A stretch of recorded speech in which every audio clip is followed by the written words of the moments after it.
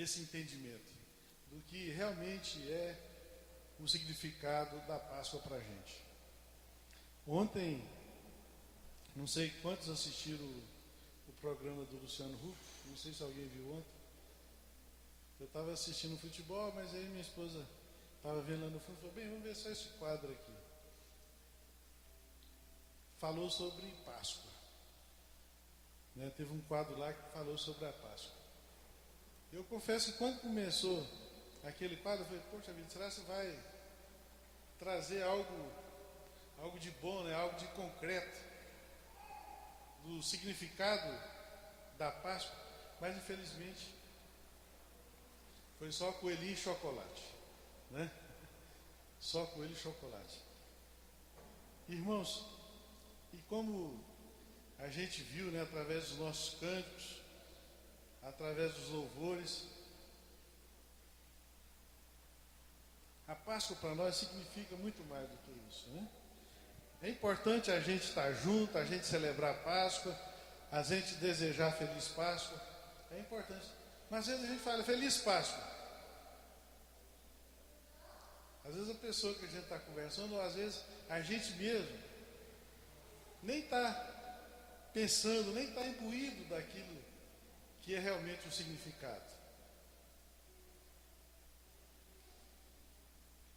Se a gente não se atentar para essas coisas, se a gente não colocar na cabeça dos nossos filhos, né, aquilo que é o significado da Páscoa, a gente vai acabar sendo engolido por esse marketing, que é muito forte na cabeça de todos nós, na cabeça dos nossos filhos. Se a gente não sentar e explicar para os nossos filhos, acaba que na escola, o colega, né, a vida secular vai levar somente para o marketing da Páscoa. Sem a gente entender que Páscoa para a gente é vida, né? Foi a libertação, a primeira Páscoa lá no Egito, quando o povo foi liberto. E depois, como o Sininho compartilhou aqui, o sacrifício do Cordeiro Pascual, que é Jesus Cristo, que nos libertou, que nos livrou de toda a condenação. Vamos abrir a nossa Bíblia lá no livro de Êxodo, capítulo 12.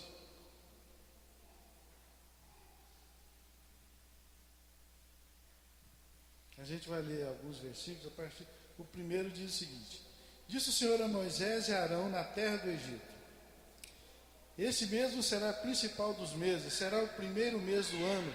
Falar a toda a congregação de Israel, dizendo: aos 10 desse mês, cada um tomará para si um cordeiro, segundo a casa dos pais, um cordeiro para cada família. Mas se a família for pequena para um cordeiro, então convidará ele o seu vizinho mais próximo, conforme o número das almas, conforme que cada um puder comer. Por aí calculareis quantos bastam para o cordeiro. O cordeiro será sem defeito, macho, de 1 ano. Podereis tomar um cordeiro ou um cabrito, e o guardares até o 14º dia desse mês, e todo ajuntamento da congregação de Israel o imolará no crepúsculo da tarde. Tomarão do sangue e o porão em ambas as ombreiras e na verga da porta das casas em que comerem. Naquela noite comerão a carne assada ao fogo com os pães asos, e as ervas amargas comerão.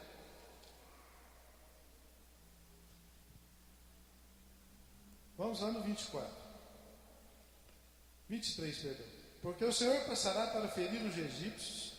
Quando vir, porém, o sangue na verga da porta, e em ambas as ombreiras passará o Senhor aquela porta, e não permitirá o destruidor que entre em vossas casas para vos ferir.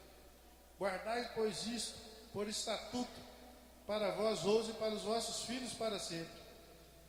E uma vez dentro da terra que o Senhor vos dará, como tem dito, observai este rito. Quando vossos filhos os perguntarem: que rito é esse? Respondereis: é o sacrifício da Páscoa ao Senhor, que passou por cima das casas dos filhos de Israel no Egito, quando feriu os egípcios e livrou as nossas casas. Então o povo se inclinou e adorou. E foram os filhos de Israel e fizeram isso, como o Senhor ordenara a Moisés e Arão, e assim fizeram. Irmãos, e isso tem sido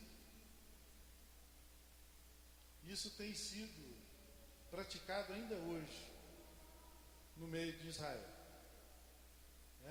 Eu estava lendo alguma coisa, ainda hoje os filhos chegam para os pais, perguntam, é um rito mesmo, e os pais então contam a história da libertação do povo de Israel.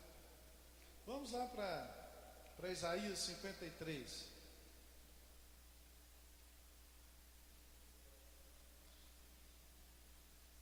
Isaías 53.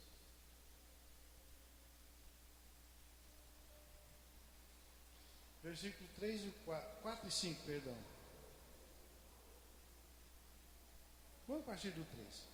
Era desprezado, o mais rejeitado entre os homens, homem de dor e que sabe o que é padecer, e como um de quem os homens escondem o rosto, era desprezado, e dele não fizemos caso.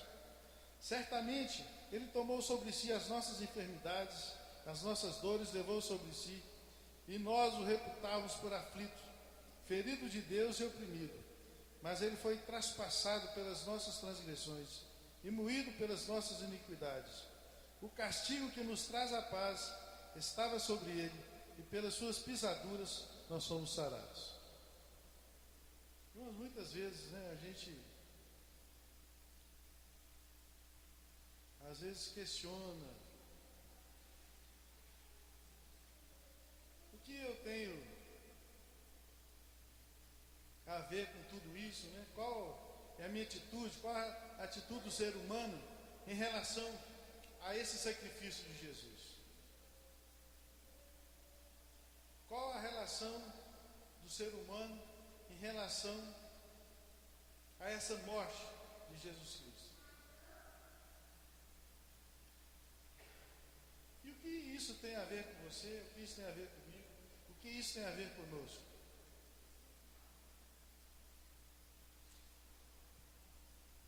Muitas vezes a gente fala, eu não creio em condenação eterna por causa do pecado, porque Deus não vai ser tão radical, não vai ser tão duro assim,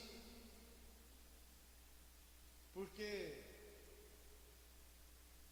eu faço as coisas tudo certinho, eu me comporto de uma maneira correta diante dos homens.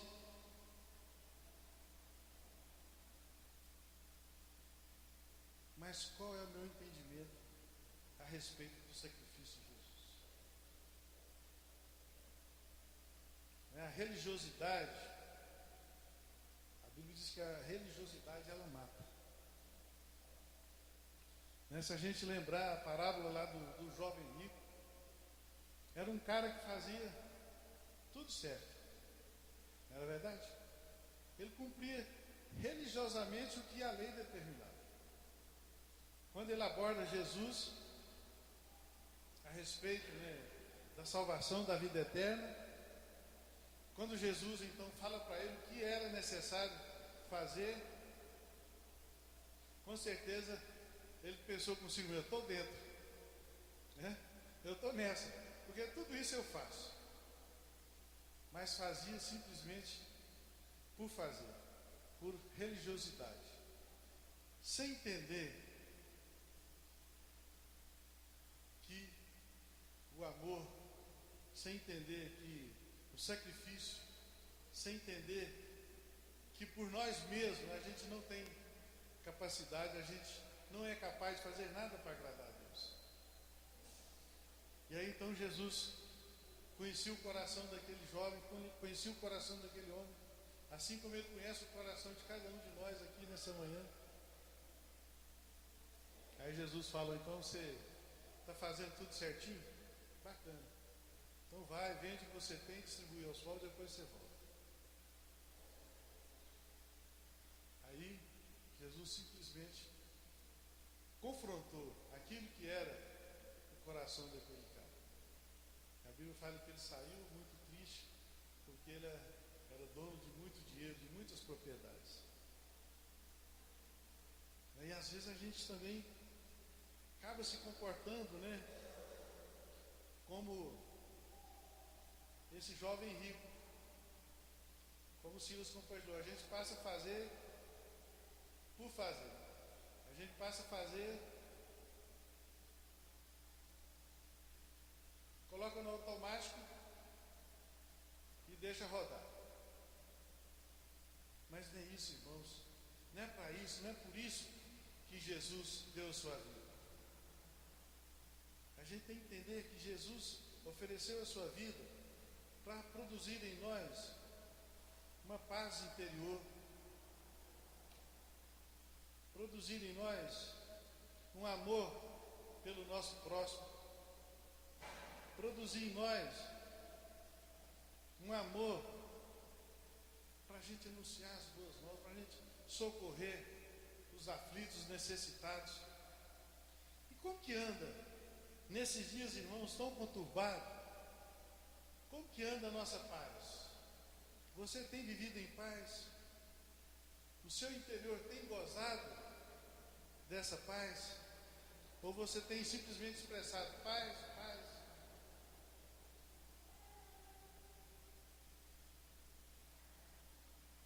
A Bíblia, a gente viu lá em Isaías que o castigo que nos traz a paz estava sobre ele.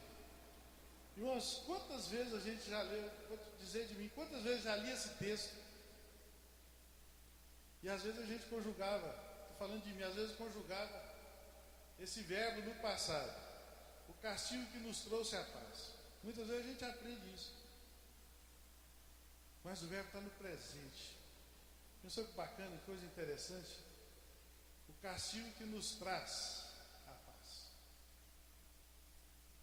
Ou seja, é agora, é hoje, é nesse momento.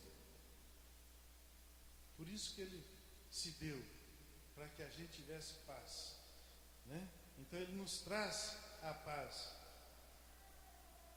Porque se a gente, não, ele nos trouxe a paz, poderia dar uma conotação que foi passado, né? Por isso que às vezes a gente vive nessa angústia, vive nessa opressão, vive nessa depressão, vive nessa correria sem fim.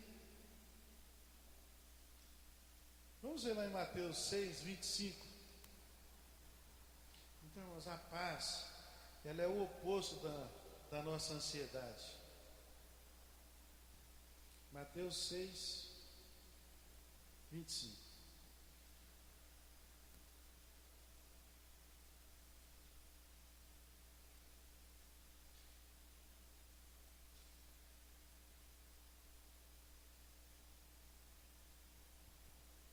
Por isso vos digo, não andeis ansiosos pela vossa vida, quanto ao que haveis de comer ou beber, nem pelo vosso corpo, quanto ao que haveis de vestir. Não é a vida mais do que o alimento, o corpo mais do que as vestes? Vamos continuar. Observai as aves do céu, não semeiam, não colhem, nem ajuntam em celeiros, contudo, vosso Pai Celeste as sustenta. Porventura não valeis vós mais do que as aves? Qual de vós, por ansioso que esteja, pode acrescentar um côvado ao curso da sua vida? E por que andeis ansiosos quanto ao vestuário? Considerai como crescem os lírios do campo. Eles não trabalham nem fiam. Eu, contudo, vos afirmo que nem Salomão em toda a sua glória se vestiu como qualquer deles. Ora, se Deus veste assim a erva do campo, que hoje existe e amanhã é lançada no forno, quanto mais a vós outros, homens de pequena fé? Porquanto não vos inquieteis dizendo, que comeremos, que beberemos, ou com que nos vestiremos? Porque os gentios é que procuram tais coisas. Pois vosso Pai Celeste sabe que necessitais de todas elas. Buscai, pois, em primeiro lugar o seu reino e a sua justiça, e todas as coisas vos serão acrescentadas. Portanto, não inquieteis com o dia de amanhã, pois amanhã trará os seus cuidados, basta o dia o seu próprio mal. Isso é fantástico, irmãos. Né? A gente está vendo aí, hoje, Uberlândia, né? Na mídia nacional, Ontem faleceu aqui um grande locutor esportivo, se não o mais famoso, um dos mais famosos. O cara veio para fazer uma cobertura de um evento esportivo na nossa cidade. E aí? E aí, irmãos, a gente fica correndo atrás do que é palha, né? A gente fica correndo atrás do vento. Tanto o texto que eu gosto bastante, muito, é quando ele fala que a nossa vida é como a brisa. A gente olha, ela está lá no horizonte, de repente você tira o olhar, você volta lá, ela não existe mais. Então, irmãos, ele está falando que a gente tem mais precioso, é a nossa vida, a gente não consegue acrescentar um segundo, sequer.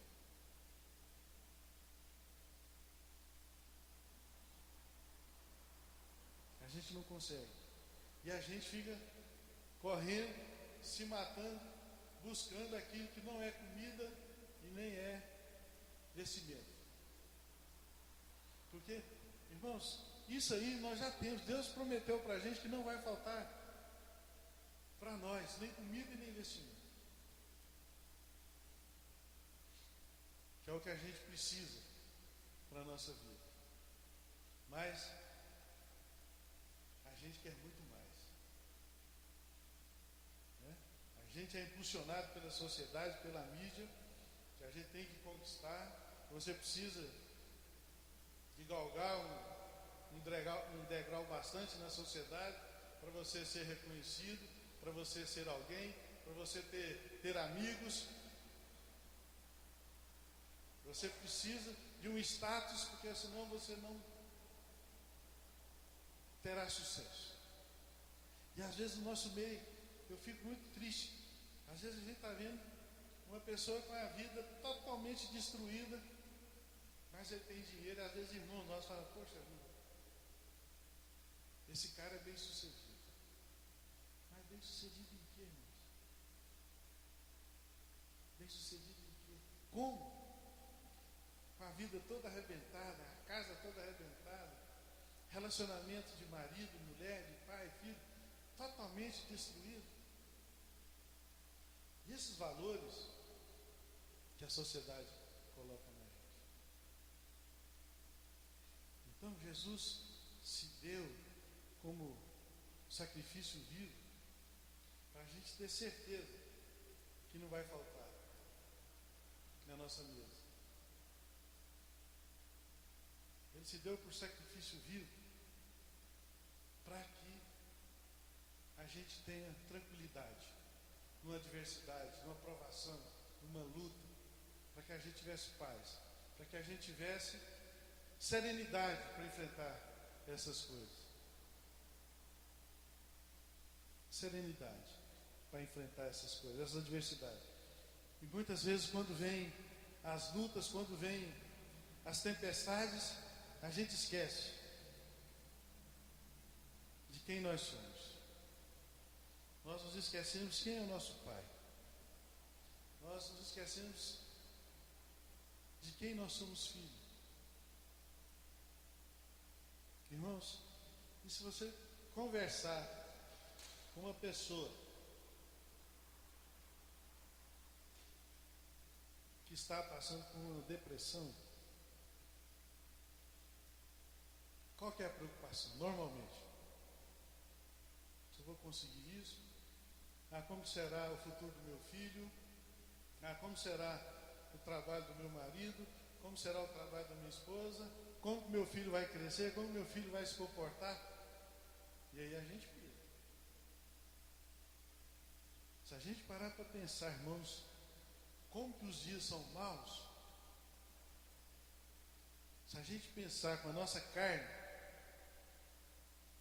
alguém ficaria tranquilo? Deixar seu filho ir para a escola, deixar seu filho trabalhar, deixar seu filho ir para a casa de um amigo, de um parente? Com tudo isso que a gente tem vivido, com tudo isso com tanta violência que a gente tem visto, é para a gente realmente ir lá para o monte, fazer uma casa-mata lá e fechar e ficar todo mundo lá dentro. Não é verdade? Né? A gente vê, tipo assim, atrocidades, barbárie acontecendo na própria família e réus sendo os próprios membros da família. Mas quando Jesus ele faz oração para Deus, quando ele está voltando, ele fala: Pai, eu não quero que o Senhor os tire do mundo, mas eu quero que o Senhor os livre do mal. E é isso que tem que ser a nossa oração no nosso dia a dia, com os nossos filhos, nossas esposas, nossos maridos. E descansar no Senhor, irmãos. Né? E descansar no Senhor. Porque senão, a ansiedade, com certeza, ela toma conta da gente. Porque o diabo, o nosso inimigo que está ao nosso redor, ele fica procurando alguém que possa tragar. Se a gente dá uma brecha, ele vai lá e coloca a sementinha da dúvida. Não é verdade? Poxa vida, mas você é filho, você é servo, por que você está vivendo essa situação? Por que Deus, se é tão bom e tão misericordioso, por que Ele permite que você viva esse problema? Mas nós temos que estar em paz. Amém? Porque o castigo que nos traz a paz estava sobre ele. E a gente entendendo isso, irmãos, a gente tem mais disposição, a gente tem mais vibração para enfrentar todas essas situações. E Jesus morreu para tirar de nós a consequência do pecado. Qual a consequência do pecado? A morte. Né? Interessante, ele morreu para que nós tivéssemos vida. E vida em abundância. E vida em abundância, irmãos. Deus não quer que a gente esteja vivendo uma vida medíocre. E quando nós estamos falando de vida medíocre, irmãos, nós não estamos falando de situação financeira.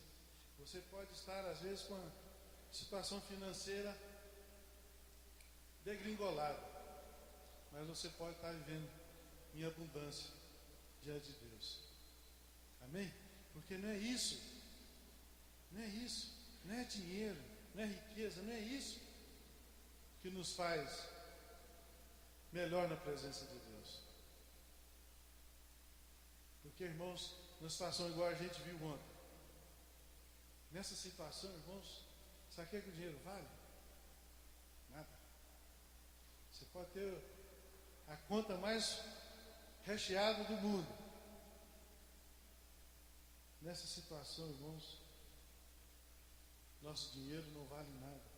Lembra daquele homem que colheu muito, teve que ampliar os celeiros, ampliou, colheu e encheu todos os celeiros. Ele falou: poxa vida, agora eu estou folgado, estou com burro na sombra. Estou com burro na sombra. Aí Deus fala: rapaz, você é louco, hoje pedirão a tua alma. Então, irmãos, o que a gente tem feito? A gente tem corrido atrás daquilo que não é pão. Se eu não me engano, lá em Amós diz que enquanto a gente está correndo atrás dos nossos interesses, enquanto a gente está correndo atrás das nossas prerrogativas, das nossas necessidades, aí falta suprimento na casa do Senhor. Eu entendo que quando está falando de falta de suprimento, irmão, não é só de recurso financeiro.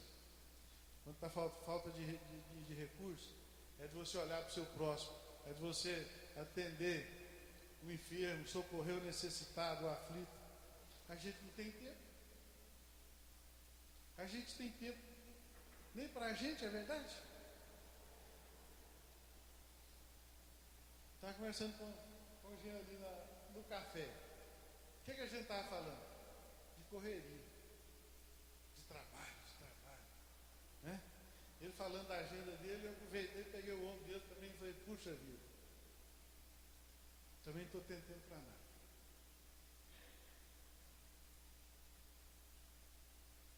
É esse suprimento que eu creio que está falando. gente ter tempo de visitar o irmão, de orar, de conversar, de ouvir. Isso faz toda a diferença, irmãos. Toda a diferença, né? Às vezes tem irmão nosso que está enfermo, está morrendo, e a gente está nem aí. E a gente só está olhando para a gente. Ninguém tem tempo. Cada dia mais a gente tem que correr mais, levantar mais cedo. Cada dia mais o trânsito está mais complicado. Não é verdade? De manhã eu saía da minha casa para trazer. Quando eu estou aqui, aí eu sou obrigado a trazer meu netinho na escola. Aí, o que acontece? Gastava 10, 15 minutos, agora é meia hora, 40 minutos, tranquilo. Se você movimentar dentro da cidade, qualquer lugar que você for, estou falando de Uberlândia, você está complicado se você sair em cima do seu horário. Estou falando alguma mentira? Né? A gente não consegue. Você ia 5 minutos daqui e acabou. Né? E aí a gente então não tem tempo. Aí a gente começa só a trabalhar em prol das nossas necessidades. E aí a gente esquece. Que é inútil. Irmãos, presta atenção nisso, é inútil. Inútil você levantar de madrugada. É inútil você deitar tarde. Se o Senhor não acrescentar. Ele diz que aos seus Ele dá enquanto dorme. Isso é bacana, sabe por quê? Quando nós estamos dormindo, a gente está desligado, não é verdade? A gente não tem domínio sobre a gente, sobre nada. Aí ele fala que é nesse momento que ele dá para a gente. Nesse momento que nós recebemos. Então, irmãos, não adianta a gente andar ansioso de coisa alguma. Então Jesus, irmãos, Ele proveu o remédio para a nossa incapacidade de não pecar. Ele fez todo o poderoso para nos socorrer em nossa impotência para lidar com o pecado. Jesus morreu para nos fazer completos. Vamos ler lá no livro de Hebreus 10, versículo 10. Hebreus 10, 10.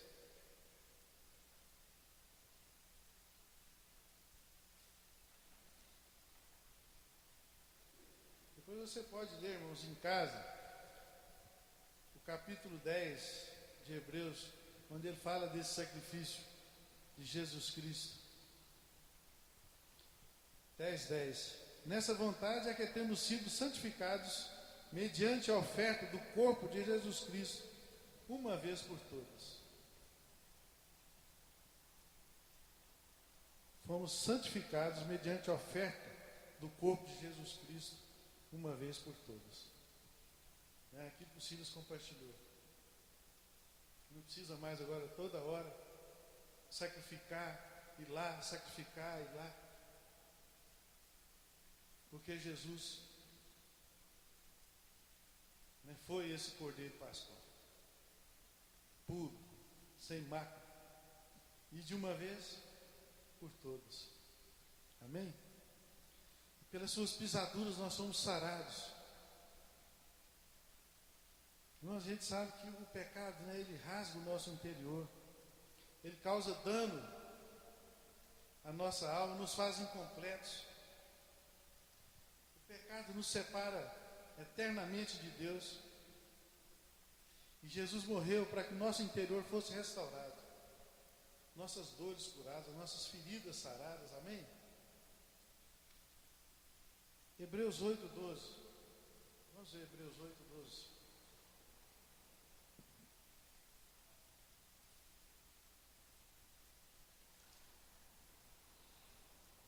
Hebreus 8, 12, irmãos.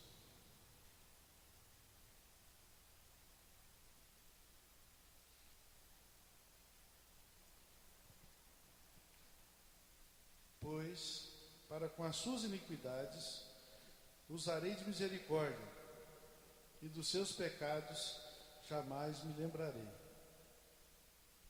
Então Jesus morreu para isso. Nosso interior fosse curado, restaurado, nossas feridas saradas.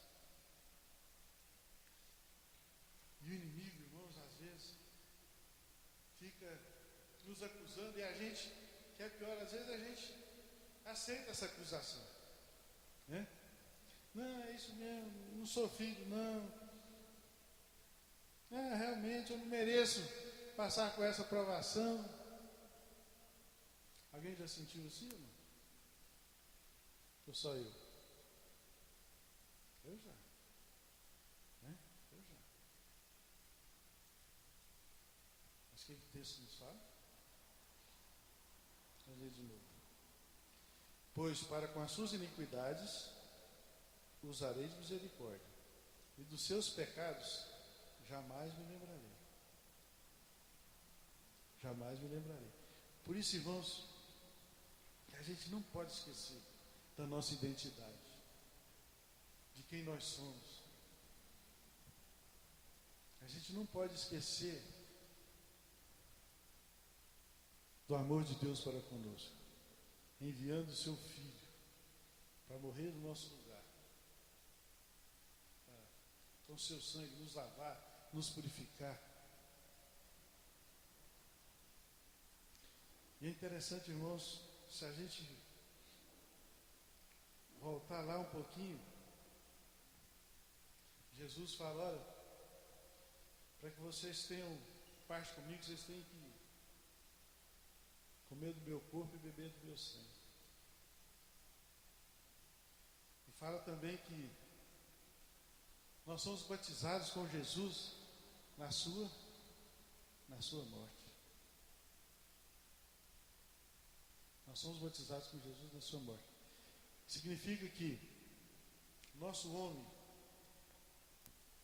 interior, corrupto, pecador, foi sepultado. Né? E ele diz que fomos batizados com Jesus na sua morte. E também fomos ressuscitados na sua ressurreição. Isso é vida nova, novidade de vida, vida em abundância. Amém? Vida em abundância, irmãos. Novidade de vida. Por mais que a sua situação esteja difícil, por mais que você tenha passado por lutas, Jesus já levou sobre si todas essas coisas, né? Ele diz que a gente tem que provar dele. O seu jugo é suave, o seu fardo é leve. E às vezes a gente fica sobrecarregado, né? Não estou dando conta, não está pesado demais, eu não aguento. Não, mas por quê? Onde você está? Você está levando esse fardo sozinho? A gente vai, de repente ele fala, ó, não aguento mais, agora entreguei para Jesus. Depois que a gente sofreu, depois que a gente gemeu, depois que a gente chorou, depois que a gente viu que a gente era incapaz, aí a gente fala, só Jesus. Irmãos, eu quero deixar para nossa meditação nessa manhã. Você tem vivido em paz? Responda para você mesmo. Ou, melhor, você está em paz hoje, nessa manhã? Que dores você está sofrendo? Que fardo você está carregando?